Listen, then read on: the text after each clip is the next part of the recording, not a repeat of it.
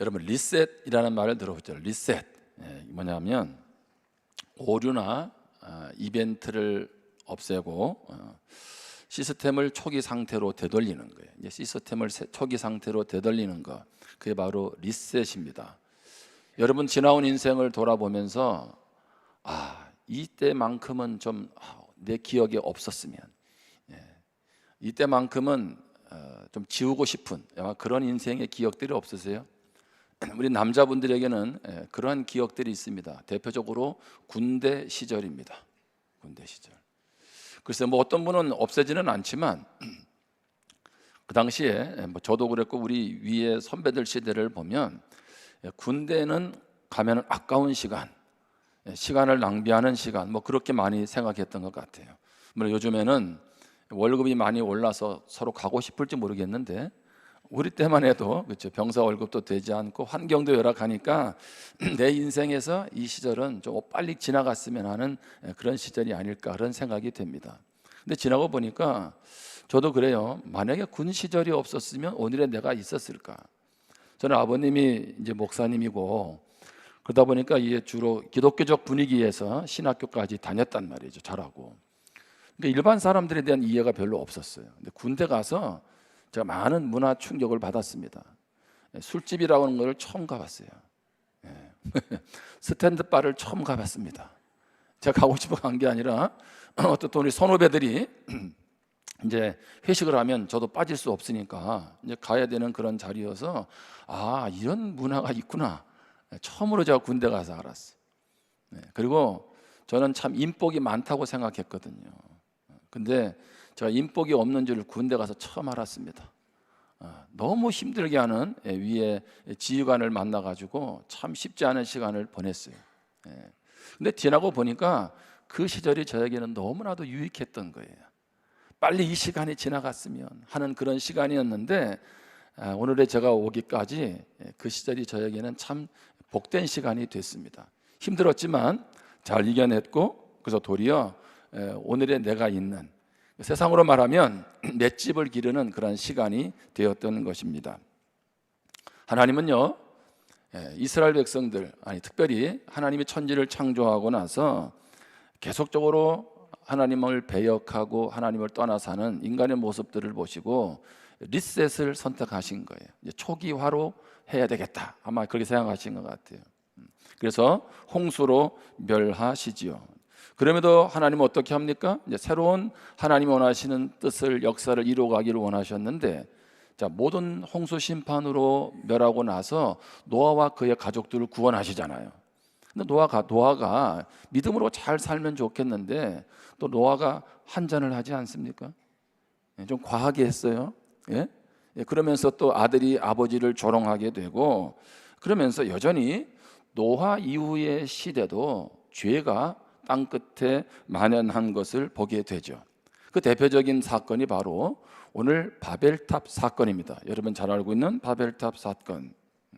자신의 왕국을 세우고 자기 이름을 높이려고 하는 그런 모습들이 이 바벨탑을 통해서 드러나고 있지요. 저는 오늘 이 말씀을 통해서 세 가지를 살펴보려고 합니다. 첫 번째는 하나님이 우리의 교만한 계획들과 불순종을 보십니다. 우리 같이 한번 읽어볼까요? 시작.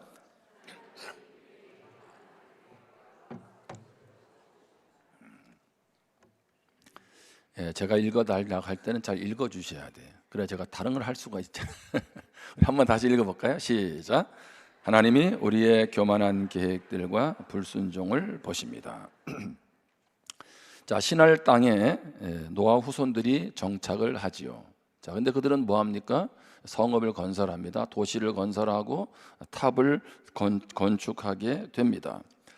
자, 그 탑은 어디까지 올라가도록 할까요? 하늘 꼭대기까지. 자, 그러면 오늘의 이 말씀을 빗대어 보면 도시를 건설하고 고층 건물을 짓는 것은 신앙적으로 잘못된 것입니까? 그렇지 않죠. 도시 건설, 그다음에 고층 건물 짓는 거 전혀 문제가 없습니다.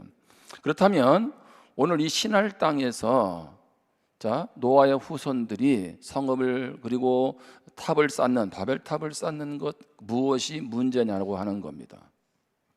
세 가지를 먼저 살피는데요. 첫 번째는 하나님의 선하심에 등을 돌렸다는 겁니다.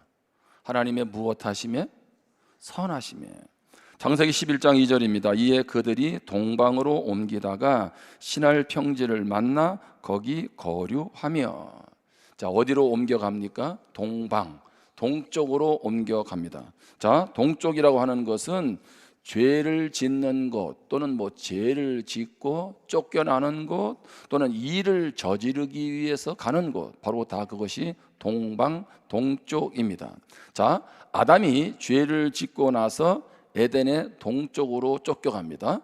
가인이 아벨을 살해하고 나서 동쪽으로 떠나가게 됩니다. 자, 동쪽이라는 것은 하나님의 축복에서 멀어진다는 것입니다. 다른 말로 하면 하나님을 등을 돌리는 것, 바로 그것을 동쪽으로 간다 표현하고 있습니다. 그러면 묻겠습니다. 여러분이 아파트를 살 때 동쪽 향한 집은 사야 될까요? 말아야 될까요? 이런 거 가지고 또 헷갈리면 안 됩니다. 성령은 지금 동쪽으로 가냐 서쪽으로 가냐, 그게 그런 문제가 아니고 영적으로 그런 의미로 동쪽으로 향하는 것을 하나님을 배격하는, 하나님을 등 돌리는 것을 표현한다는 거죠. 두 번째로, 자, 이들이 성을 쌓고 탑을 쌓는 것은 하나님이 계시지 않는 것처럼 살았다는 거예요. 창세기 11장 3절입니다. 서로 말하되 자, 벽돌을 만들어 견고히 굽자 하고 이에 벽돌로 돌을 대신하며 역청으로 진흙을 대신하고. 자, 이제 성을 쌓는데, 자, 서로 말한다는 거, 이게 어떤 의미가 있을까요? 서로 말한다. 자, 이 말은 뭐냐면 이런 도시를 건설하고 탑을 쌓는 큰 일을 하는데 하나님과 상의하지 않았다는 거예요. 누구와 이야기했습니까? 서로 이야기합니다. 노아처럼 하나님 앞에 살아가지 않았어요. 하나님 의식하지 않았습니다. 여러분, 오늘도 우리 삶의 자리에서 어떤 일을 결정할 때 내 생각대로 결정합니까? 아니면 하나님께 묻고 합니까? 다른 말로 그것은 기도라고도 하죠. 하나님을 의지하는 거죠. 그런데 이들의 모습 속에서는 하나님이 계시지 않은 것처럼, 오늘 예수를 믿어도 오늘 우리가 하나님이 계시지 않은 것처럼 살아갈 수 있습니다. 참으로 안타까운 일이죠. 세 번째로, 교만의 극치를 보여줍니다. 창세기 11장 4절에 보면 또 말하되 자, 성읍과 탑을 건설하여 그 탑 꼭대기를 하늘에 닿게 하여 우리 이름을 내고 온 지면에 흩어짐을 면하자 하였더니. 잘 보시면, 자, 성읍과 탑을 건설해서 탑 꼭대기가 어디에 닿게 합니까? 하늘에 닿게 해요. 마치 아담과 하와처럼 하나님처럼 되려는 시도를 보여주고 있는 거죠. 자, 그러면서 누구의 이름을 내고? 우리의 이름을 내고, 자, 그리고 온 지면에 흩어짐을 면하자. 온 지면에 흩어지는 것과 이들이 머물러 있는 것이 어떤 차이가 있을까요? 하나님께서 에덴 동산에서도 아담과 하와에게, 그리고 노아에게도 뭐라고 말씀했냐면 홍수 이후에도 생육하고 번성하여 땅에 충만하라고 했거든요. 그러니까 너희들이 한 곳에만 머물러 있어서는 안 된다는 거예요. 자, 다시 얘기합니다. 여러분들이 한 집에 오래 사는 거, 그거 문제가 아니에요. 여기서 말하는 말씀의 초점은 무엇입니까? 하나님은 땅끝까지, 그래서 생육하고 번성하고 복음의 씨앗을 계속적으로 뿌려가고 확장하기를 원하시는데 어떻게 하고 있나요? 흩어짐을 면하자 하고 있는 거죠. 하나님의 뜻에 그들이 배역하고 있는 것을 보여주고 있는 것입니다. 하늘 꼭대기까지 탑을 쌓자는 것은 바로 누구의 모습과 같습니까? 사단의 본성과도 일치합니다. 이사야 14장 13절에 보면 내가 내 마음에 이르기를 내가 하늘에 올라 하나님의 뭇별 위에 내 자리를 높이리라. 내가 북극 지폐 산 위에 앉으리라. 가장 높은 구름에 올라가 지극히 높은 이와 같아지리라 하는도다. 누구와 같아지도록? 지극히 높은 이와. 그러나 이제 내가 스올 곧 구덩이 맨 밑에 떨어짐을 당하리로다. 사단은 뭐예요? 하나님의 자리를 지금 차지하려고 하는 거죠. 그럼에도 불구하고 어떻게 합니까? 내가 수도올 곧 구덩이에 떨어질 거다라고 말씀을 합니다. 그러니까 우리 이 모습도 보면 이러한 모습들이 있는 거죠. 하나님의 뜻 안에 거하지 않으면 어디까지 가야 할지 모르는 것이 우리의 모습이라는 겁니다. 여러분, 교만이 왜 문제입니까? 교만하는 그 모습 속에는 하나님 앞에서 자기를 낮추는 겸손함이 없기 때문에 그렇습니다. 교만과 불순종은 그래서 같이 가는 거죠. 성경에서 가장 죄 중에 죄를 얘기할 때에 교만을 말하는 이유가 여기에 있는 것입니다. 제가 주중에 이제 책을 보고 있는데 이렇게 좀 덮어놓고 이제 거실에 나왔어요. 그랬더니 우리 집 막내가 저한테 그러는 거예요. 아빠, 이상한 책 보지 마 그러더라고요. 이상한 책. 그래서 내가 썬데이 서울을 보는 것도 아닌데 그래서 이제 무슨 말인가 했더니 제가 읽고 있는 책 제목이 귀를 핥으시는 하나님이에요. 제목이 야합니다. 그죠? 귀를 무엇하시는? 핥으시는. 이게 폴 트루니에가 마지막으로 지은 그 책입니다. 근데 원래 이 원제가 뭐냐면 a listening ear예요. 그러니까 들을 귀, 듣는 귀, 그런 뜻입니다. 그러니까 하나님은 우리를 사랑하셔서 교제하고 싶으신 거예요. 이 내용이 그런 뜻이에요. 그래서 무엇에 대고? 귀에다가 대고 입술을 갖다 대고 속삭이는 거죠. 마치 연인이 속삭이듯이. 야한 장면 떠오르지 마세요. 아무튼 그러니까 이 원래 뜻은 그거예요. 어떻든 하나님이 우리와 좀 깊은 사랑의 관계, 친밀한 관계를 맺기를 원하신다는 거죠. 여러분 그렇게 관계를 맺고 계세요? 여러분 요한복음 15장에 보면 우리가 잘 아는 포도나무와 가지의 비유가 나오죠. 예수님은 포도나무요, 우리는 가지다. 그래서 우리는 어떻게 해요? 가지는 포도나무에 붙어 있어야 되고 그래서 열매를 맺는다는 거죠. 우리가 잘 알고 있습니다. 자, 그런데 여기서 우리가 하나 놓치지 말아야 될 게 있어요. 가지는 포도나무에 붙어 있다. 그 말은 뭐냐 하면 주님과 관계가 소통이 원활해야 된다는 겁니다.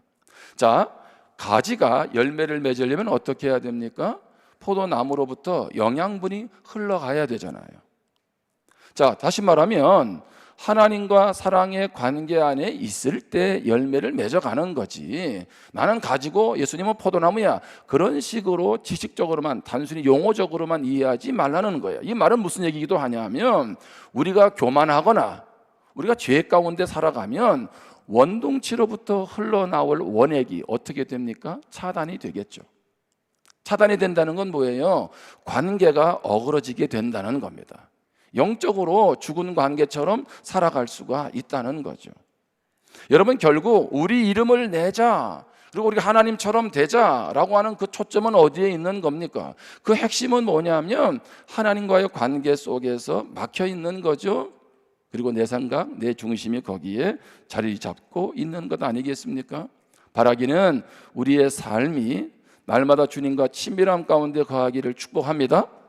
가지로서만 존재하는 것이 아니라 원동치 예수 그리스도로부터 그분의 은혜가, 사랑이, 말씀이 흘러가야 돼요. 그러할 때 우리는 진정 신앙 안에서 참된 자유와 만족을 누리게 되는 거죠. 자, 오늘 대표기도하는 우리 안수 집사님도 하나됨을 위해서 기도했습니다. 우리 교회 올해 표어가 뭐예요? 하나 되어 사람을 살리고 세우는 공동체죠. 자, 그런데 하나됨은 다 긍정적인 건가요? 그렇지 않죠. 긍정적인 것도 있고 부정적인 측면도 있는 거예요. 무슨 얘기냐 하면 오늘 자, 우리 하늘 꼭대기까지 탑을 쌓아서 우리의 이름을 드러내고 흩어짐을 면하자라고 하는 것은 철저히 하나님의 뜻과 배제되는 거잖아요. 하나님의 뜻에 반대하는 것 아니겠습니까? 자, 그러기 위해서 그들은 무엇했어요? 하나 되었습니다. 이러한 하나됨은 뭐예요? 부정적인 하나됨이죠. 자, 우리는 무엇을 위한 하나됨입니까? 성령이 기뻐하시는 성령 안에서의 하나됨이어야 될 줄 믿습니다. 자, 우리가 하나 되어서 좋은 일을 할 수도 있고 하나님이 기뻐하시는 일도 할 수 있지만 하나 돼서 무엇 할 수 있어요? 교회를 망하게 할 수도 있는 겁니다. 우리는 다수결의 원칙을 많이 이야기하잖아요. 여러분, 다수결의 생각은 다 옳은 겁니까? 자, 어느 한 사람이 하나님의 뜻을 깨닫고 있습니다. 그런데 다수는 하나님의 뜻을 깨닫지 못하고 하나님의 뜻에 반할 수도 있잖아요. 여러분, 그렇게 보면 다수결이 다 옳은 것만은 아니라는 거예요. 진리 편에 서느냐가 중요한 거지. 또 다시 말로 하면 진리 안에서야 하나됨이 돼야 될 줄 믿습니다. 바로 그것을 오늘 말씀을 통해서 보여주고 있죠. 자, 하나님은 이러한 모습을 보고 모른 척 하시고 외면하고 계실까요? 아닙니다. 창세기 11장 5절에 보면 여호와께서 사람들이 건설하는 그 성읍과 탑을 보려고 무엇하셨다? 내려오셨더라. 아니, 그러면 하나님은 올라가고 내려가고 그런 하나님입니까? 그렇지 않아요. 하나님이 후회한다고 하니까 야, 하나님도 이게 예를 들면 내가 잘못했구나 이런, 하나님이 후회한다, 하나님이 내려오셨다는 얘기는 우리 인간적인 편에서 이해를 돕고 있는 우리 눈높이에서 말씀하는 거예요. 하나님은 그러한 우리들의 모습을 무엇한다? 다 알고 있다. 그리고 내가 이제 보고 내려오셨다는 얘기는 뭐예요? 하나님이 그 부분에 대해서 분명하게 짚으시겠다, 간섭하시겠다, 그런 얘기입니다. 오늘 하나님은 이 아침에 왜 내려오셔야 합니까? 여러분의 삶의 문제에 대해서 내가 오늘 짚을 거야, 이렇게 내려오셨나요? 아니면 야, 내 사랑하는 자녀가 너무 힘들고 어려운데 내가 힘을 주어야 되겠다, 내가 사랑으로 북돋아 줘야 되겠다, 그렇게 해서 내려오셨습니까? 후자인 줄 믿습니다. 아멘이 별로 없는 거 보니까 전자인 것 같아요. 두 번째로 오늘 말씀을 통해 기억할 것은 하나님 우리 자신의 왕국을 세우려는 시도들을 심판하십니다. 누구의 왕국이요? 자신의 왕국 세우는 것을 심판하신다는 거죠. 하나님은 바벨탑을 쌓고 성읍을 짓는 것을 보면서 위협을 느끼셨을까요? 이러다가 내 위치가 이거 흔들리겠는데, 하나님 그런 의미로 이들을 심판하시는 겁니까? 그렇지 않죠. 하나님이 죄를 심판하시는 것은 인간의 성취에 위협을 느껴서 그런 것이 아닙니다. 마치 이것은 뭐하고 비슷하냐 하면 하나님의 심판은 성난 어린아이가 엄마를 때리는 상황 같아요. 이게 뭐냐면, 자, 3살짜리 아이가 있어요. 3살짜리 아이가 있는데 화가 나가지고 엄마를 째려보고 엄마한테 막 주먹을 휘두릅니다. 여러분, 그러면 엄마는 그때 어떻게 합니까? 잘한다, 잘한다, 내 새끼, 그렇게 합니까? 뭐가 올라가요? 손이 올라가요, 그죠? 어쨌든 엄마는 징계를 하죠. 자, 엄마는 그러면 이 3살짜리한테 위협을 느껴가지고 징계를 합니까? 그렇지 않죠. 이 3살짜리 아이를 이대로 두었다가 어떻게? 얘 인생 망가질 것 같거든, 그렇죠? 그래서 하나님은 어떻게 하세요? 그 자녀가 마치 엄마가 자녀가 걱정이 돼서 아이를 혼내듯이 하나님의 심판도 바로 그런 의미를 담고 있다는 거예요. 여러분, 창세기 11장 6절 7절에 보면 여호와께서 이르시되 이 무리가 한 족속이 언어도 하나이므로 이같이 시작하였으니 이후로는 그 하고자 하는 일을 막을 수 없으리로다. 자, 우리가 내려가서 거기서 그들의 언어를 혼잡하게 하여 그들이 서로 알아듣지 못하게 하자 하시고, 그러니까 하나님이 배제되어 자기의 왕국을 건설하는 그들을 무엇하세요? 심판하시죠. 자, 이제 그래서 어떻게 심판하시는가 한번 잘 보세요. 질문하겠습니다. 하나님은 바벨탑을 허물으셨다, 허물지 않으셨다? 예? 저는 허문 줄 알았어요. 왜 허문 줄 알았을까요? 성경에 있는 게 아니고 옛날에 아동부 때, 초등학교 다닐 때 우리 선생님이 그렇게 가르쳐 줬어요. 근데 이게 놀라운 것은요, 이게 한번 들었잖아요. 들으니까 이게 머릿속에 딱 박히는 거지. 제가 요새 암송 하잖아요. 제가 계단 오르기를 하면서 한 30분을 하는데 예워지기가 쉽지 않더라고. 와, 제가 오늘 일부 예배 때 교사들한테 당부했어요. 성경 말씀을 갖다가 이 무대로 덧붙이지 말아라. 예? 가만 보니까 나는 탑이 무너진 줄 알았더니 안 무너졌더라고. 봤어요? 아니, 성경에 나와 있잖아요.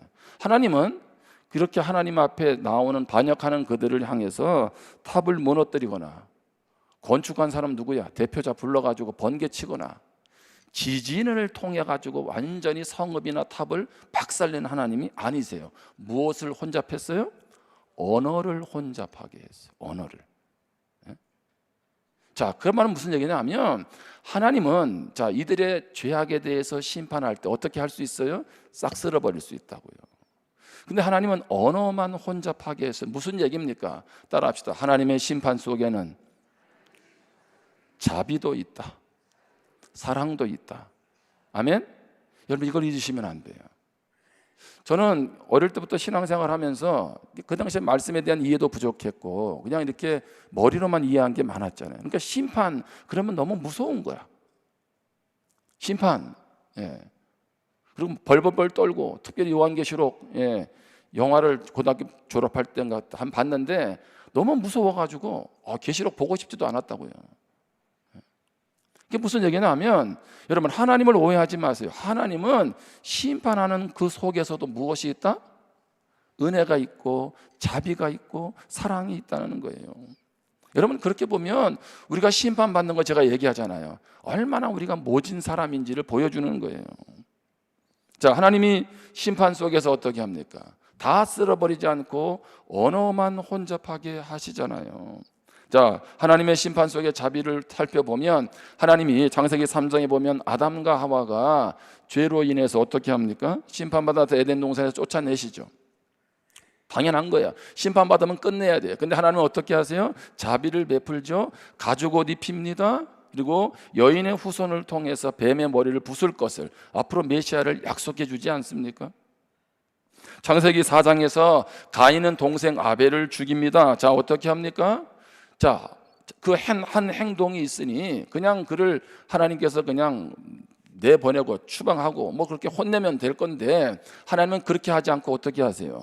그를 심판하기도 하죠. 그래서 그 대신 그를 다른 사람들이 해할까 봐 그에게 어떻게 합니까? 함부로 못하도록 표를 주시죠. 표. 가인을 해하지 못하도록 하나님의 자비로 함께 하시잖아요. 창세기 6장에서 노아 홍수로 다 심판하시죠. 근데 하나님은 어떻게 하세요? 심판 가운데서 노아 가족 살리시고 뿐만 아니라 인류의 구원의 끈을 놓지 않으심을 보여주고 있는 거죠. 한번 따라해 보실래요? 하나님은 사랑으로 우리를 심판하신다. 여러분, 심판 가운데도 하나님의 사랑이 있어요. 그래서 하나님은 뭐예요? 사랑하는 자를 징계하신다고 돼 있잖아. 자, 잘못 가고 있는데 징계가 없으면 참 아들이 아니고 사생자라고 했죠. 히브리서 12장 11절 말씀입니다. 무릇 징계가 당시에는 즐거워 보이지 않고 슬퍼 보이나 후에 그로 말미암아 연단받은 자들은 의와 평강의 열매를 맺느니라. 아멘. 자, 내가 잘못 가고 있어요. 근데 하나님께서 무엇 하세요? 징계를 하시죠. 자, 징계를 하는 그 목적이 뭡니까? 징계 이후에는 무엇이 있다고 되어 있어요? 의와 평강의 열매를 맺느니라. 아멘. 하나님의 사랑, 그것이 징계 속에도 여전히 담겨져 있다는 거죠. 하나님은 바벨탑을 어떻게 해요? 혼잡케 하시고 그 심판하는 과정에서도 여전히 너희를 사랑하고 있다. 나에게로 돌아오라. 그렇게 말씀하고 계시는 것이죠. 세 번째로 하나님이 우리의 우상 숭배적 계획들을 실패하게 하십니다. 우상 숭배적 계획들. 창세기 12장 8절 9절입니다. 여호와께서 거기서 그들을 온 지면에 흩으셨으므로 그들이 그 도시를 건설하기를 그쳤더라. 자, 하나님 흩으시니까 도시 건설이 멈추게 되죠. 그러므로 그 이름을 무엇이라? 바벨. 바벨이라는 뜻은 혼란, 혼잡, 그런 뜻입니다. 바벨이라 하니 이는 여호와께서 거기서 온 땅의 언어를 혼잡하게 하셨음이니라. 여호와께서 거기서 그들을 온 지면에 흩으셨더라. 아멘. 자, 하나님께서 이제 그 바벨탑이 짓는 것을 멈추게 하시죠. 그리고 어떻게 합니까? 언어를 통해서 혼잡하게 하시고 그들을 온 지면으로 흩으십니다. 이들이 가지고 있는 우상 숭배의 계획, 그것은 무엇이었습니까? 탑을 쌓고 우리의 이름을 내고 흩어짐을 면하자라고 했던 그런 계획이었죠. 자, 그러면 우리 성도님들에게 묻겠습니다. 여러분의 삶에서 우상 숭배적 계획은 뭡니까? 우상 숭배적 계획. 우상하고 같이 뭘 하는 거? 여러분, 우상 숭배적 계획은 뭐냐 하면 하나님이 제외된 계획입니다. 다른 말로 하면 내가 중심이 돼서 세운 계획, 그게 바로 우상 숭배적 계획입니다. 자, 하나님을 섬기는 사람들은 자신의 일에 있어서 가장 큰 장애물은 다른 그 누가 아니라 나 자신임을 알아야 합니다. 자, 우상 숭배적 계획이 하나님이 그 계획에서 제외가 됐다 그랬죠. 자기가 중심이 돼서 세운 계획이라고 말을 했습니다. 자, 대표적인 게 누굽니까? 여기 지금 바벨탑 사건도 그렇지만 지난 수요일에도 나누었던 가인의 후손들. 가인의 후손들은 하나님 없이 문화와 문명을 일구었던 사람들이죠. 그런데 하나님은 그것을 기뻐하시고 격려하시고 축복하셨습니까? 그렇지 않으시다는 거죠. 오늘 우리가 신앙생활을 하면서 오늘 우리의 신앙의 성장을 가로막는 가장 중심적인 문제는 뭐냐면 자기 중심이라는 거잖아요. 자, 우리가 잘 아는 이스라엘 백성들이 홍해 건너는 얘기를 하죠. 이제 출애굽을 하고 나서 그들이 홍해 앞에 서게 되죠. 자, 그러니까 그들이 뭐라고 합니까? 애굽에 매장지가 없어서 우리를 여기서 죽게 하느냐라고 하면서 원망하고 불평합니다. 그때 우리가 잘 아는 모세가 이런 말을 하죠. 출애굽기 14장 13절입니다. 우리 같이 한번 읽겠습니다. 시작.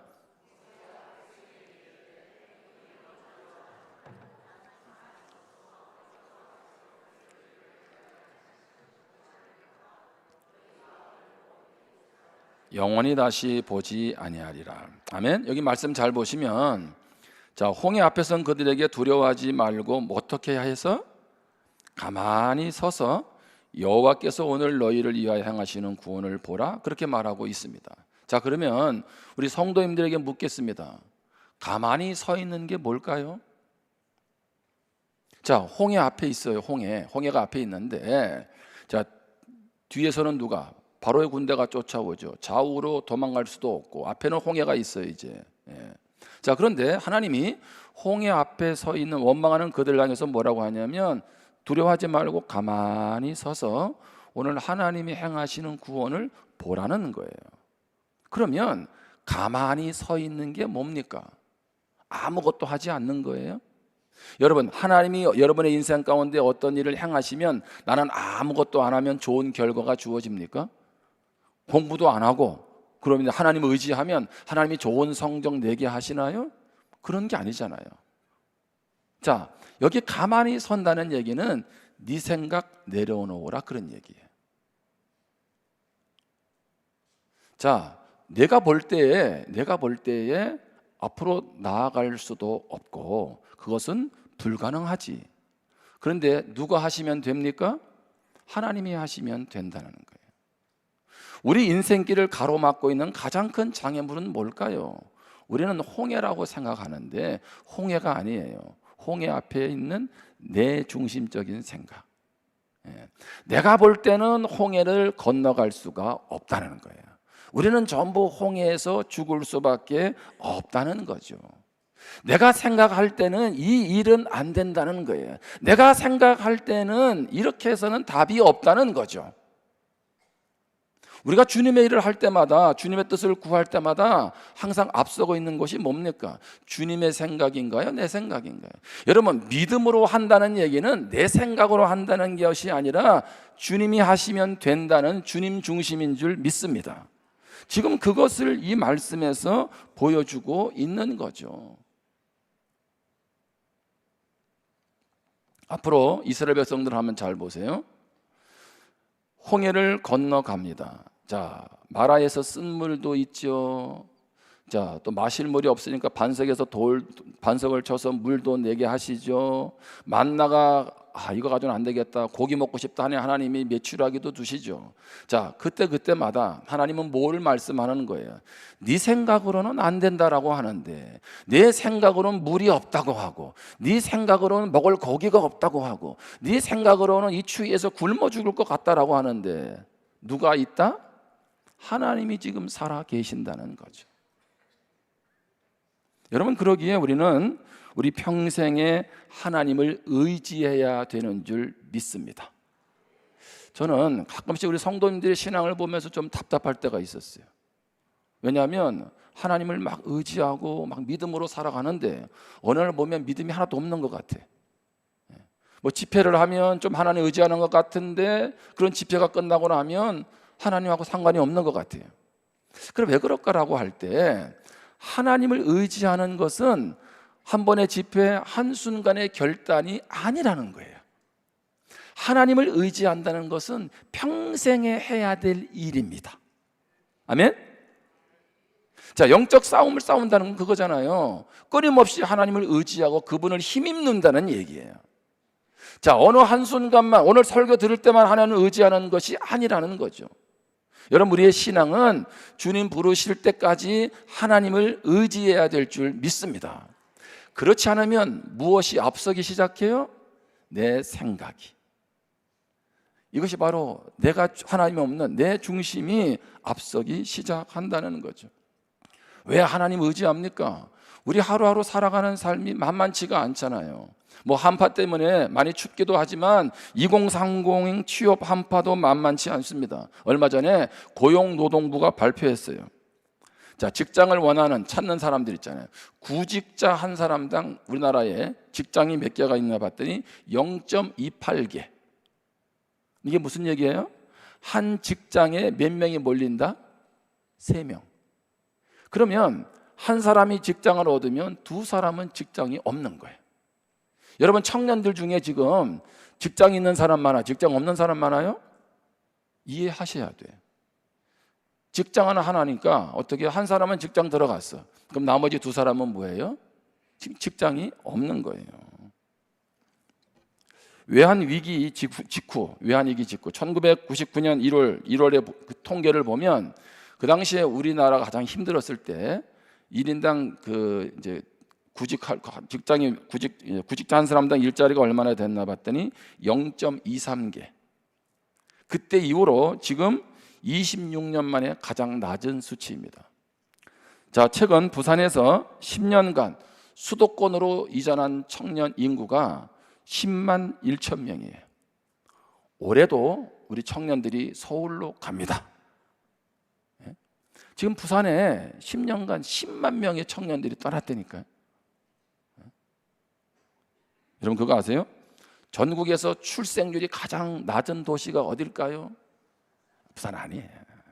여러분, 눈치를 차셨는데 아니고 어디냐면 1번은 서울 0.55명. 그럼 부산은 2등이야. 이런 건 등수 안 들어도 되는데, 부산은 0.66명을 낳습니다. 0.66명.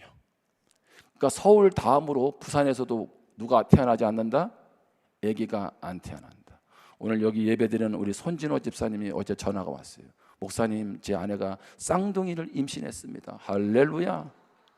여러분, 낳으려면 쌍둥이를 낳으세요. 그냥. 이제 아마 조금 이게 수치가 올라가지 않을까. 출생률은 뭘 말하는 거예요? 그만큼 사는 게 무엇하다? 만만치가 않다는 거죠. 그러니까 자꾸 젊은이들이 직장을 떠나서 서울로 가는 거 아니겠어요? 여러분, 옆에 청년이 있으면 고맙다고 인사 좀 해주세요. 이렇게 힘 좀 내라고 좀 격려도 좀 해주시고. 우리의 환경 만만치 않죠, 그렇죠? 그렇다고 내 생각대로 성읍 건설하고 탑 짓고 살아갑니까? 그럴 수 없잖아요. 우리는 그럴수록 또 하나님 의지해야 될 줄 믿습니다. 여러분, 이미 벌어진 환경은 어쩔 수 없어, 그렇죠? 근데 그 벌어진 환경에서 어떤 태도를 취하느냐, 그것은 내목 아니겠습니까? 이 부산 땅에서 많은 인재들이 일어날 줄 믿습니다. 부산께서 일어날지어다. 아멘. 그래서 지난 수요일에 얘기했거든. 이제 서울로 보내지 말고 서울 갔다가 다시 컴백 시켜라. 부산은 누가 지키냐 이거지. 예? 우리 다음 한 주간 이제 새벽기도 하면서 히브리서 말씀을 읽습니다. 히브리서 말씀을. 그래서 월화 한 번, 그다음에 수금 한 번, 이렇게 히브리서 말씀을 간단하게 설명하고 그다음에 토요일에는 그냥 일독만 합니다. 이게 시간을 재보니까 37분, 1.2배속으로 37분 하니까 히브리서를 다 읽더라고. 예. 여러분 히브리서를 많이 읽으시기를 바랍니다. 다음 주에 뭐 하니까? 히브리서 말씀을 보잖아요. 그러면 성경을 일단 봐야지. 무슨 내용인가? 그리고 무엇 해야 돼요? 기도해야 돼요. 기도. 예. 아이고 목사님 다음 주에 나오면 되지 왜 하필은 새벽에 또 나오라고 하냐고. 왜냐하면 제가 깨닫는 거예요. 집회는 말씀이 많은 곳에는 항상 누구도 역사해요? 예, 어둠도 역사거든. 말씀을 제대로 받지 못하도록 깨닫지 못하도록 계속 방해한다는 거예요. 그래서 제가 가만히 보면 그래. 집회도 가보잖아요. 어떤 분은요 마지막 날 은혜 받고 있더라고. 얼마나 불쌍한지 몰라. 은혜는 언제 받아야 돼요? 첫날부터 받아야지. 아멘. 찰스 피니가 부흥의 큰 역사를 이제 일으켰던 그분인데요. 그 역사가 있어요. 그분을 통해서 예수님께 돌아온 사람이 60만 명이더라고요. 예수님 영접한 사람이. 근데 놀라운 것은 어느 지역에 그가 이미 그 지역의 부흥을 보고 떠났는데 10년이 지났는데도 거기서 회개가 일어났다는 거예요. 전 이걸 이해를 못 하겠어요. 성령이 역사하니까 부흥의 땅인 10년이 지난 그곳에 그렇게 자서전을 기록을 했더라고요. 저는 바라기는 이번 이 말씀 축제가 여러분이 다시 영적으로 일어나는 축제가 되기를 주님의 이름으로 축복합니다. 그러기 위해서 말씀 붙잡고 기도해야 돼요. 우리 같이 한번 마지막으로 시편 46편 5절 말씀을 읽겠습니다. 시작. 하나님이 그 성 중에 계심에 성이 흔들리지 아니할 것이라. 새벽에 하나님이 도우시리로다. 아멘. 하나님이 어디 계세요? 내 안에 계세요. 아멘. 그래서 뭐예요? 흔들릴 수 있는 상황에서도 흔들리지 않나. 왜? 하나님이 도와주시니까. 이번 새벽에 하나님이 도우시는 거 경험하기를 축복합니다. 기도하겠습니다. 오늘 주신 말씀을 우리 마음 가운데 새기면서 기도하겠습니다. 오늘 나의 삶 가운데 교만과 불순종의 영역은 무엇이 있는가? 오늘 하나님은 바벨탑을 쌓는 그들의 교만과 불순종 앞에서 심판을 하심에도 언어를 혼잡케 하시면서 자비를 베푸시죠. 오늘 그런 하나님의 은혜와 사랑 때문에 내가 여기까지 올 수 있었습니다. 이제는 우상 숭배적 계획, 자기중심적 계획을 내려놓고 더 주님 뜻 가운데 나아가기를 원합니다. 주님이 나의 힘이 되시고 산성이 되시고 요새가 되시는 줄 믿습니다. 이제는 가만히 서서 내 생각, 내 뜻 내려놓고 하나님을 의지함으로 하나님이 행하시는 구원 보게 하여 주옵소서. 우리 이런 마음으로 말씀을 붙잡고 결단하면서 기도하겠습니다.